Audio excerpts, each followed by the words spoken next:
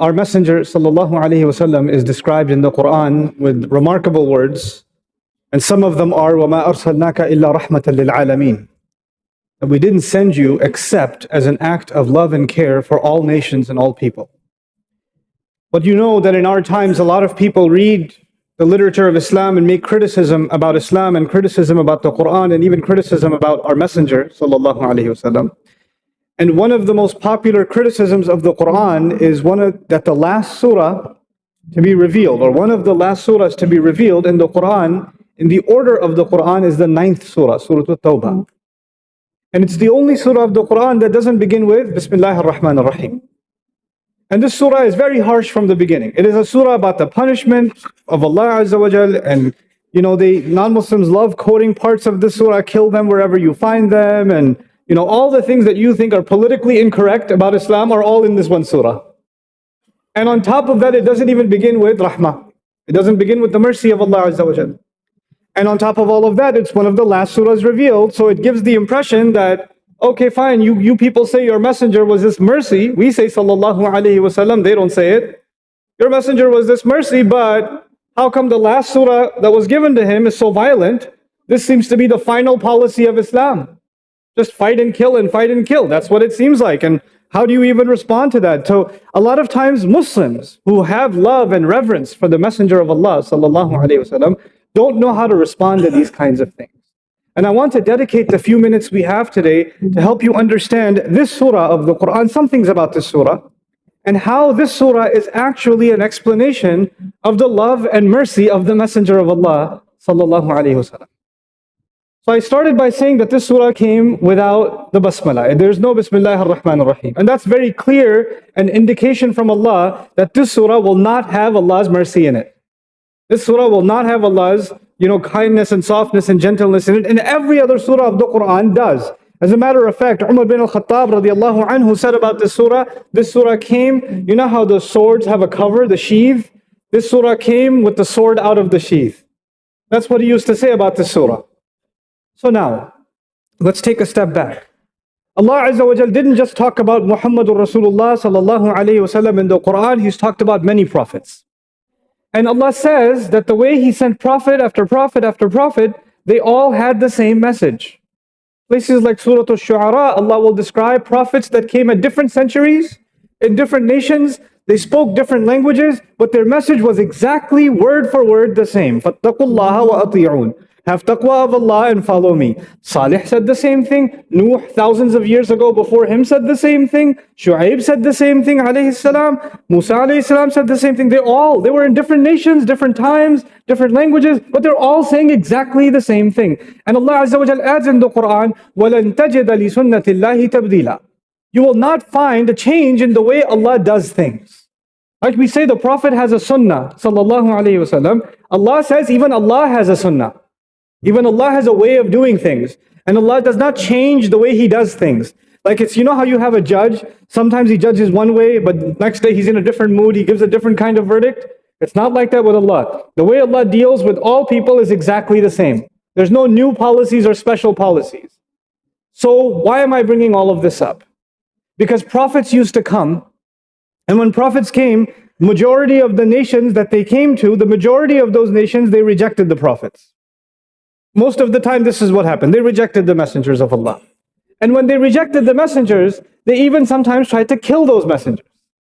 So not only ridicule them and mock them, but also even try to kill them. But even if they didn't try to kill them, it came to the point that their corruption became so huge, and they were refusing to accept the message of Allah, that Allah would tell people like Hud alayhi salam, Salih alayhi salam, Shu'aib alayhi salam, Lut alayhi salam, it's time to go.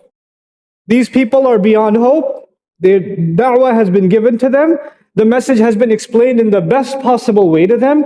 Every opportunity for them to understand in theory and in practice has been made clear, and they still want to reject. Allah knows what is inside the hearts. Allah tells the prophets, these people have no possibility of accepting Islam in their hearts left. And at that point, Allah decides that those nations, because they have no good left in them, they should be destroyed. So you find in the Qur'an, the nation of Nuh gets destroyed. The nation of Lut gets destroyed. The nation of Salih gets destroyed. The nation of Shu'aib gets destroyed. Fir'aun gets destroyed. The nation that Musa alayhi salam came to gets destroyed. Nation after nation after nation, when they reject the messenger of Allah, who is among them, when they do that beyond the point of no return, then the only thing that Allah does with them, not only punishment in the next life, Allah gives them punishment in this life before the next life. That's the sunnah of Allah. The final messenger of Allah is Muhammadur Rasulullah sallallahu alaihi wasallam. And he first and foremost came to a town in Arabia, Makkah, to a people whose name is Quraysh. And those people, he gave them every possible way of accepting the message, and the best message ever, the best version of the message ever revealed by Allah, the Qur'an, was given to the most ranking messenger of Allah, Muhammadur Rasulullah sallallahu alaihi wasallam. So they had the best teacher ever sent, and they had the best curriculum ever sent, the best message ever sent. And he was also from among them, min anfusikum, he was from within you, meaning he wasn't some foreigner that they can't understand. He was someone they could relate to, they understood, they respected. So they had every opportunity to accept Allah's message, and Allah gave them one surah, and another surah, and another surah, and another surah, and they rejected, and they rejected, and they rejected, and they rejected. And then Allah finally told His Messenger sallallahu alaihi wasallam that these people are beyond hope. You must leave to Medina. So the Messenger sallallahu alaihi wasallam leaves the people of Quraysh. And then Allah makes them taste small punishments. This is also a sunnah of Allah.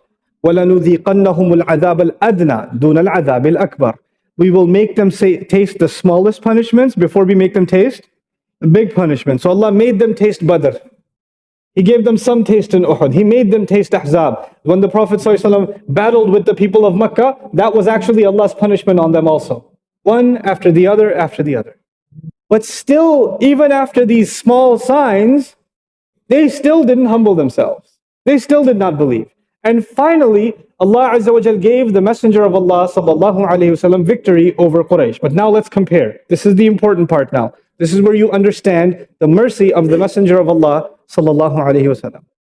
You know, when Nuh alayhi salam used to tell his people a flood is coming, I'm building this ark, I'm building this giant boat, this ship, you better get on board if you believe in Allah. That's why I'm building it. They made fun of him.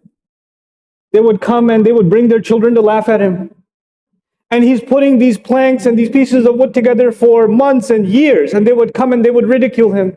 Then it started raining. They're still laughing at him. This man thinks this rain is going to turn into an ocean. Silly man. Believers get on the ark. They're still not taking him seriously. But as the water starts rising, then they say, this ship isn't going to work. This old man built this ship. We call him alayhi salam. They didn't respect him. You know, Qur'an describes how much they insulted him actually. So when they made fun of him, they said, this ark isn't going to survive. We'll just climb up on the mountains. The mountains are way safer than this ship of his. It's going to sink. And that's actually what his son said too. Awi ila al-jabal ya'simuni min al-ma. I'll go find refuge in the mountain. It'll protect me from the water. I'm not getting on this boat for you.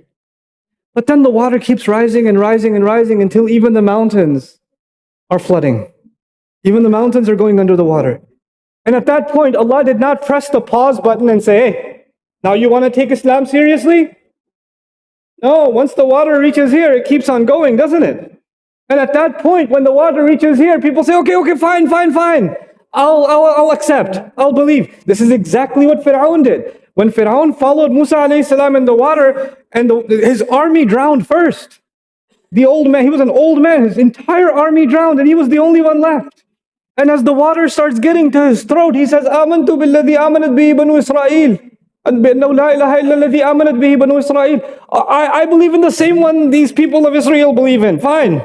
La ilaha illallah. Fine. And Allah says, Al-an, now, وَقَدْ عَسَيْتَ. Just now you were disobeying. A second ago, what da'wah came to you? He just wants to save his neck. And at that point, Allah does not stop, you see. But the point I'm trying to make is, once the punishment has been the order has been issued by Allah that this nation will be punished, then their istighfar and their opportunity, give me some more time, let me think about it one more day, that's done. وَلَا يَأْتِيَنَّهُمْ بَغْتَةً وَهُمْ لَا يَشْعُرُونَ. It will come to them all of a sudden and they will have no clue. That's the way Allah does things with all of the prophets. Read the stories of all of the punishments. Once it starts, it doesn't stop. but the punishment that was coming to Quraysh, because they did the same thing the people of Nuh did, didn't they? They did the same thing that Fir'aun did. They did the same thing that the nation of Hud and Salih and Shu'aib and Lut did. Disobey Allah's messenger. And as a matter of fact, they even went further. They tried to kill Allah's messenger. So they should be punished more than anybody else. Allah did not give Quraysh a flood, did He? Allah did not give them an earthquake. Allah did not send fire from the sky. That's what He used to do with all the previous nations. So how did Allah fulfill His sunnah on the Quraysh? How did Allah give these people punishment? The point that I'm trying to make before we get there, I remind you, Allah only destroys nations when a messenger is living among them and they reject him. Allah destroys nations when the messenger is among them. Not when he's gone, when he's among them. And if they still reject him, then no good. This is why Allah Azza wa Jal told the Quraysh in the Qur'an, because they were trying to kill him and get rid of him. Allah says, وَمَا كَانَ اللَّهُ مُعَذِّبَهُمْ وَأَنْتَ فِيهِمْ. Allah won't destroy them so long as you're still among them. One of the reasons Allah hasn't destroyed them is you're still there. You're still, subhanAllah. They think He's the problem. He's the only reason they were alive. He was the reason they were alive. Anyway, now Allah gave Makkah in the hands of Rasulullah sallallahu alaihi wasallam. 100,000 have now conquered Makkah. There's not even a war. They gave up. Like, how are they going to fight these many people who come for Hajj? And now the worst enemies of the Prophet sallallahu alaihi wasallam, the people who tried to kill him, the people who ridiculed him, the people who tortured him, the people who tortured the believers, now they are sitting on their knees and the swords of the Sahaba are on their neck. The swords of the Sahaba are on their neck. This is time for Allah's punishment to begin, yes or no? This, Allah says, يُعَذِّبُهُمُ اللَّهُ بِأَيْدِيكُمْ. This time, instead of a flood, instead of an earthquake, instead of fire from the sky, Allah will punish Quraysh by your hands, meaning the Sahaba. The Sahaba became Allah's punishment on them. And now, by the way, when the sword reaches here, I told you when the water reaches here, does it stop? No. When the sword reaches here, should it stop? No. But Allah says, no. Stop. Stop. فَسِيحُوا فِي الْأَرْضِ أَرْبَعَةَ أَشْهُرٍ وَاعْلَمُوا أَنَّكُمْ غَيْرُ مُعْجِزِ اللَّهِ وَأَنَّ اللَّهَ مُخْزِي الْكَافِرِينَ. Okay, now that the water has reached here and the sword is here, now you know that Allah has overpowered you. Now, how about you take 4 months? Take 4 months. Think about it. And if you want to accept Islam, fine.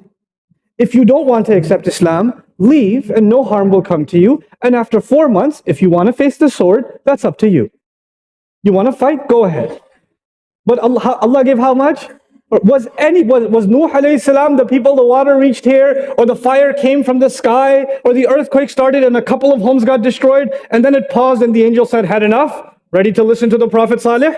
Ready to listen to Shu'aib? Ready to listen to Nuh now? How about you take 4 months, I'll be back. That never happened. The only messenger that was given a pause before Allah's punishment would be executed is who? Rasulullah sallallahu alaihi wasallam. And on top of all of that, when you have a village, you have a town, some people hear the message. Other people are busy in their own life. They don't know anything going on outside. Like some of you that are addicted to video games. You don't know what's happening outside in the world. You're on your PlayStation. So sometimes somebody came to the Prophet ﷺ and said, I didn't know you were giving da'wah in Makkah. I was sleeping at home for 23 years. Badr happened, Uhud happened, Ahzab, I had no idea. Now I hear that we have 4 months. What's going on? 4 months for what? So they would come like that to the Prophet and say, I have no idea what you're talking about. And Allah says about them in this surah, وَإِنْ أَحَدٌ مِّنَ الْمُشْرِكِينَ اسْتَجَارَكَ فَأَجِرْهُ حَتَّى يَسْمَعَ كَلَامَ اللَّهِ ثُمَّ أَبْلِغْهُ مَأْمَنَهُ. If one of these mushrikeen come to you and say, I really don't know what you're talking about, I want to know more, Allah says, give him protection until he gets to hear Allah's speech, and then take him to a place where he feels safe. Take him so he doesn't feel pressure. This is the surah of the punishment of Allah on the nation of who? Quraysh. Now listen.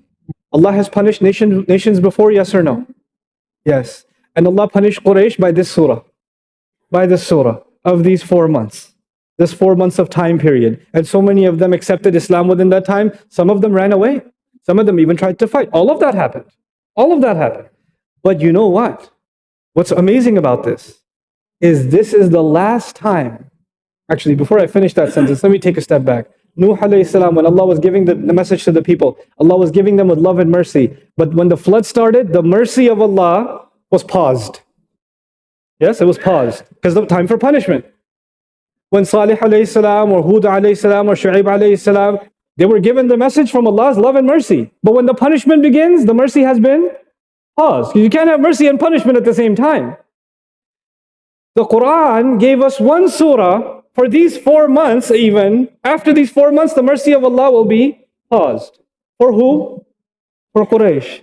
But that is actually one of the greatest mercies to humanity. Allah's mercy, Allah's love, and Allah's care will never pause again for humanity. No nation will ever be destroyed after this. Even the last one to be destroyed was given 4 months, and after this, the mercy of Allah is forever open. So the missing Bismillah in Surah At-Tawbah is actually an indication of how that was the last time Allah, because it's the last messenger, that is the last time a nation should get the direct punishment of Allah in this life, and from here on, every nation gets to survive. No nation gets wiped off of the face of the earth because they disobeyed Allah. That will not happen again. That is a rahmah, that is an act of love and an act of care that Allah granted as an award to Muhammadur Rasulullah sallallahu alayhi wasallam. No other messenger received this. And then, finally, this surah did not begin with Bismillāhir Raḥmānir Raḥīm, yes? And I recited to you an ayah that belongs to the conclusion of this surah. لَقَدْ جَاءَكُمْ رَسُولٌ مِّنْ أَنفُسِكُمْ. A messenger has come to you from within your own selves. عَزِيزٌ عَلَيْهِ مَا عَنِتُّمْ. Anything that harms you, he finds it very difficult for himself. He has so much empathy for you. Allah Azza wa Jal describes in His Qur'an that even when He came back, Allah wants to punish them after 4 months, yes? But Rasulullah came back sallallahu alaihi wasallam and said, لَا تَثْرِيبَ عَلَيْكُمُ الْيَوْمِ. No harm will come on you today. He wanted to forgive. Allah wants to punish and complete His sunnah, and Muhammadur Rasulullah sallallahu alaihi wasallam says anything that harms you is difficult for Him. Harisun alaykum. He wants to hold on to you and protect you at all cost. He was protective of His people, even the ones that tried to kill Him. Even the ones that tried to kill Him. You know, just a few years before then, when He was at Hudaybiyah sallallahu alayhi wasallam to try to make Hajj, no weapons, no intention for war, the Quraysh sent 80 people with masks on their faces to try to kill the Messenger of Allah sallallahu alayhi wasallam. 80 assassins. And the Muslims were able to defeat those 80 assassins, disarm them, not kill any of them. They disarmed them, took their weapons, and then took their masks off. And now we know who they are. They were from Quraysh. And then the Messenger sent them back. He sent them back. And he said, what's wrong with Quraysh? Why are they so obsessed with war? Rasulullah, after 3 wars with them, this is what Rasulullah thinks of Quraysh. This is what he thinks of them. And so Allah says, now listen to this, بِالْمُؤْمِنِينَ رَؤُوفٌ رَحِيمٌ. When it comes to those who come to the faith, especially the Messenger sallallahu alaihi wasallam is compassionate, empathetic. He knows how they feel. He sympathizes with them. He empathizes with them. And He's loving and caring, Rahim to them. The surah that did not begin with the rahmah of Allah ends with the rahmah of Rasulullah sallallahu alaihi wasallam. Can you imagine? Can you imagine? This, people don't study Qur'an. People don't أَفَلَا يَتَدَبَّرُونَ الْقُرْآنَ. Why don't they contemplate the Qur'an? You know, as a shallow read, when people just say, oh, it doesn't even begin with Bismillah. There's so much war in the Qur'an. There's so much fighting in the Qur'an. You don't even know what you're talking about. This is a surah, not of Allah's punishment, actually, but this is the surah of the forever mercy and love and care of Muhammadur Rasulullah sallallahu alaihi wasallam that was given as a gift to humanity. May Allah Azza wa Jal help us appreciate the love and care of our Nabi alayhi salatu wasalam for all of humanity, and may Allah make us real ambassadors of His book to all of humanity. Barakallahu li wa lakum. Assalamu alaikum wa rahmatullahi ta'ala wa barakatuh.